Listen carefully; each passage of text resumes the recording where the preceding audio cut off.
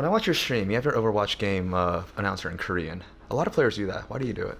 So I originally did it because I thought that the sound of Genji blades sounded way easier to understand for me. It's like quiet but quick. Not quiet. Sorry, it's not quiet.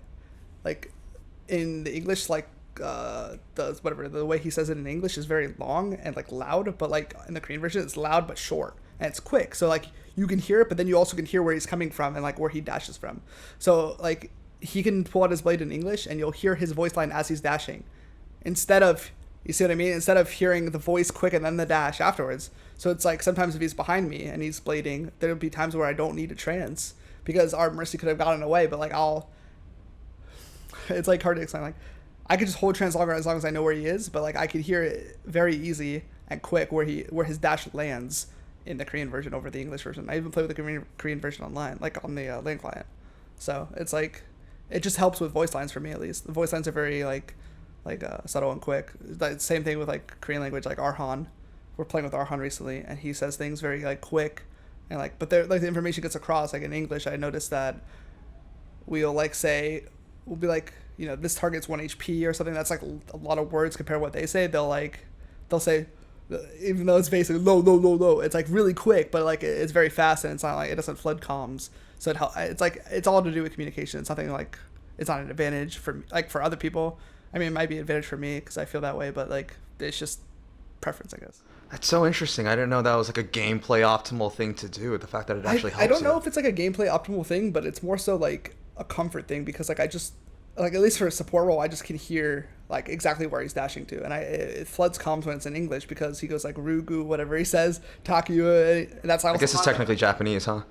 Yeah, I think. I don't know. Yeah, that is. Sorry. But it's just because like short and quick is better than like long and drowned out, because like some players have the problems where they just drown out comms and they'll talk and explain things for a while in a fight instead of being like, you know, Diva's top left. They'll be like, Diva's around the corner top left, really low. Like it's just too much. Like yeah, so that's the reason why for me at least I need like minimum things and very like quick and yeah. Did you figure that Genji thing out yourself, or did somebody tell you? Well, I figured that out by myself. I swapped to Korean originally because it sounded cooler for me. And then I realized, I'm like, wow, this is actually like way simpler. Even soldier like visors, like that back then, that's what I did it for. It's not what I did it for, but back then soldier visor, I noticed that was the first one I noticed instantly was he's just like, he makes this quick sound and then you hear the visor, but like the enemy team, he's like, I got you in my sight. It's like really long actually. And that's what I was like, this is like not efficient at all. I'm like, if I just know the sounds for me, like I don't speak Korean, or like I could tell by the sounds how they sound, and it's like very simple. Like I know exactly what he's doing, so like it's just quicker. Man, that's crazy. After this interview comes out, everybody in this world is going to be like, the key to getting out of bronze or silver is switching your game to Korean. Yeah, it might help them, but like it's gonna confuse a lot of people too, though. It's like I wouldn't recommend doing it if you didn't already like how it sounded. I did it because I liked how it sounded, and then I realized it was an advantage for me. So that's why I did it. That's a cool way to find that advantage. By the way, is that me or? That's me. Okay.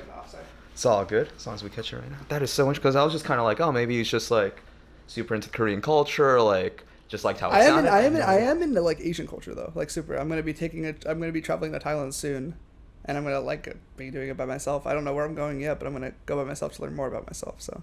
Wow, have you done like solo traveling before? No. First time. One of our nutritionists for our team actually does that all the time, and he said it was like a great way to learn more about yourself, and I was like, that sounds like a good idea during the off season. I'm going to try that. What's something you're hoping to discover about yourself? I kind of want to see if I can do it alone. Like I want to see if I'm capable of like existing in like another culture without any help, and that's like it kind of is interesting because a lot of people feel uncomfortable without like someone helping them, but for me I find it like I'm like curious because like I mean, things can go wrong, but I don't think they will. It's just like I just want to see how I will like handle the situations that come to me when I don't speak their language, when I don't like understand where I'm going, like when I don't know what's gonna happen. It's just like it's kind of cool. It's like exploring. It's exploration for me. So that's really cool, putting yourself to the test in terms of like both your own development. I kind of do that. I guess I kind of do that in Overwatch. Like, for instance, I always put myself to like this weird test. Like throughout my whole career, I literally only played DPS in ranked. And I'm a support player, and I was always in like the top 10 as DPS, which was really weird until Overwatch League started. I was always in the top 10 as DPS, that's all I grinded. But then Overwatch League came out and I played support. So I've always felt like I could play DPS at a very, very high level. And I always felt like it was like I felt very flexible. And then Overwatch League came out and then I felt less flexible because I'm only practicing like support now for my team. But that's why like I'm able to swap from like Soldier to Roadhog to Bastion like to Widow. I feel all like extremely comfortable on DPS heroes where other supports don't really feel that comfortable. Like I don't know how comfortable like, you know, Jonak, Ryujehong, and all them other like all the other like flex supports feel swapping off of their main support role because it's outside their comfort zone. They don't really do it in ranked.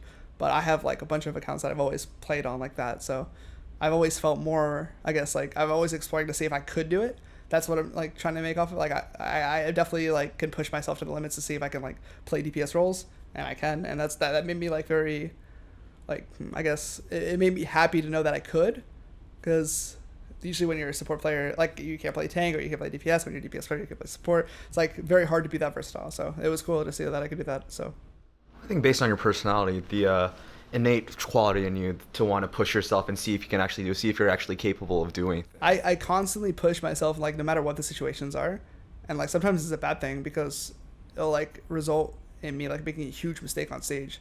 But the problem, I think that what people don't realize is that I'm not like really afraid to make mistakes. Like mistakes help you get better, and if you're afraid to make mistakes, you're never gonna improve. It's like you have to like keep grinding. You have to keep making mistakes so you learn from them, and then when you learn from them, you don't make them anymore. And it's like players who don't make mistakes probably had that period, or the players who don't make mistakes probably didn't have like a team that wanted them to even try. So you can't tell like who's. For me, it's like you can't tell who's like really really talented in the league until like you see them make mistakes constantly. Because after they make mistakes, if they like start off rough and then they get better, it's like really like you can tell like wow, this guy like wasn't playing good, but now he's playing really good. It's kind of like impressive to see, like for instance, I don't want to call anyone else. Well, I was gonna ask for an example, somebody you admire their ability to bounce back from like a downswing, or if they've been doing poorly for a while. For me, it's like Ryujehong. So Ryujehong, I don't think he was very comfortable on Zen like for the first two stages. Actually, they were winning, but he didn't seem comfortable, and that's why he made like the switch to main tank, and now back to support. It was more so like I don't think he was comfortable on it. That's why they got, you know, Gambler, and even like Toby wasn't comfortable on Mercy. So there's a lot of changes for him, and he felt like he wasn't like I guess he wasn't improving. And now in stage 4, he's actually playing. Even though they're losing, he's playing really well. Like he's playing extremely well, to a point like where if they focused on teamwork more and stuff like that, he'd probably have like better stats than Jonak right now. That's how well he's playing. But their team's not winning, so no one notices that. And I don't think fans realize like in the Overwatch League, it's not really hard to hit shots. It's not hard to kill people, and like people are very focused on the kills instead, but they don't understand like it's really a team effort that enables you to get kills, and it's just how it works. Like every player in the league can hit all the shots. It's very simple, but imagine that you're like stuck in a corner and there's like a Widow staring you down. How are you going to hit a shot that you can't see because you can't move to that position? So it's like fans will always blame the players by like not seeing like kill feeds and stuff, but that's just how the game works if you're a certain team. Like Nixel's like a very good exception because they are very selfless. Like their tanks actually have some of the highest deaths in the Overwatch League to enable their backline, and I don't think people realize that, and we have like very few.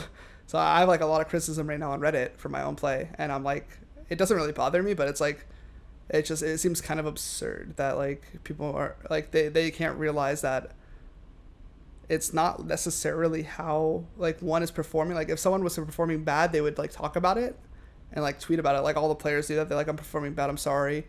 But it's more so like a team right now. I feel like it's a team thing. Like we're still learning and mixing up players with like Arhan and Jake consistently, and we're trying to figure out the playstyle for stage 4 for us.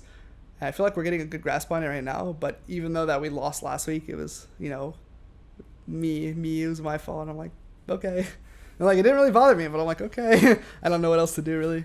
Where do you think those community misconceptions come from in terms of relying on certain stats too much, only seeing part of it? Is it a broadcast thing? Do you think it's just how young the game is? Is it the population not being familiar with this? It's a mixture of both. So like, I feel like it's a broadcast thing for the sense like if you're getting, say you get full held on a map, right? And they cap instantly. Obviously, if you get full hold on a map, you're not killing many people, and the team who is full holding you is doing pretty well. So if you're comparing stats between like Tracers or Zenyatta's, it's very like, it's not something you want to do, because one, Tracer is just obviously going to have infinitely better stats because they're just holding you, and the other one's just not going to get kills because you're getting full held. So it's like you shouldn't compare like that. But I mean, I guess they have to. But it's more so like, I think fans need to realize that when they're stomps, they're going to be like very bad statistical games, and it's like you can't blame one player for having bad statistics if you're getting like if you're losing, right? You know what I mean? It just doesn't work like that way. It's a whole team. It's literally a whole team. It's a team game. There's no solo player in Overwatch. Like it just doesn't work that way. Do you think this problem will be alleviated if Blizzard made stats available across the board? I'm talking about in-game. I'm talking about on broadcast, like everybody's I don't know stats. about in-game stats. I don't like. What do you mean? Like when you're playing and you hit tab? Yeah, that way people are more used to. I don't think a scoreboard is needed. I think that's actually like a way to blame players. Like you could blame your own teammates.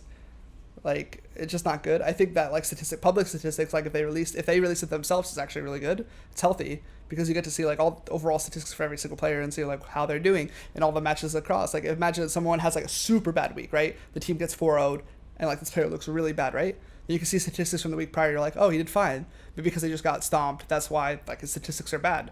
And that's like, for me, that seems like something that they should release because there's a lot of pressure on players to look good in the statistics, which is a bad thing as well because like it makes players like be very greedy for their own plays. For me personally, I honestly just don't care. Like if people think that I'm bad, that's fine. As long as my team is winning and my team is proud of me, nothing's gonna happen to me. Like I'm not gonna I'm not gonna go off the team because Reddit says I'm bad. Like my team knows what's happening, and that's all that matters to me. So that's how I feel about it. Just more so like, it's not really like a topic, but it's more like for our team in general. If you feel like any player is like underperforming, maybe they are, but like try to focus on like it's a team game and like everyone trusts each other. Everyone's gonna have like slumps or everyone's gonna have like their ups, but you can't just be like throwing people under the bus because we don't need to check social media, but we like interacting with our fans. And like if you're like gonna put negative things on the social media like sites about us, it's like makes us not want to interact with you guys anymore. Like sometimes it hurts people's feelings like really bad. I know like we should just check up. We shouldn't like feel that way and like ignore it, but gotta realize it's a team game and it's not nowhere near like any other first person shooter game. It is completely team based. So remember that like we're all doing this as a team. Blitz Esports releases new videos every week. Subscribe and hit the bell so you don't miss out.